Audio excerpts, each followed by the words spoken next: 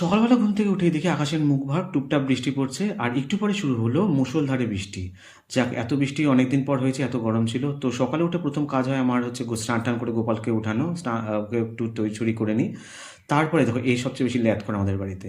তো নিজে রেডি হয়ে খেয়ে দিয়ে এবার বেরাবো, এমনি সময় বিশাল বৃষ্টি। তো রেইনকোট টেনকোট পরে বেরিয়ে পড়েছি।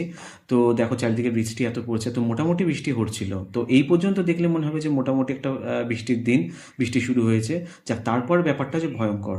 স্কুলে যেই পৌঁছালাম দেখলাম ভয়ঙ্কর অবস্থা। স্কুলের সামনে রাস্তায় বিশাল জল, এতই হাঁটু, মানে হাঁটু অব্দি জল।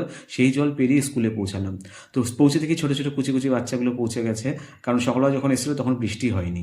তো হয়ে গেল রেনি ডে, স্কুল বন্ধ। তো বাড়ি ফেরার পালা। বাড়ি ফিরতে যাবো কি, আরও বেশি জল বেড়ে গেল। এত জল, চারিদিকে খালি জল আর জল। তো সেই জল পেরিয়ে পৌঁছে গেলাম হচ্ছে আমাদের ফেরিঘাটে। তো ফেরিঘাটে পৌঁছে গিয়ে দেখি যে একটাই লঞ্চ এদিক ওদিক চলছে। তো তারপরে পৌঁছে গেলাম হচ্ছে আমাদের পানিহাটি ঘাটে। সেখানেও অটো বন্ধ। তো ছোটো হাতি করে সবাই উঠে চলে গেলাম হচ্ছে জিটি রোড, মানে বিটি রোড। বিটি রোড পার করে দেখো, এটা সবচেয়ে বেশি আনন্দ আজকে। তো পৌঁছে গেলাম হচ্ছে সোদপুর স্টেশনে, সেখান থেকে ট্রেনে পেয়ে গেলাম।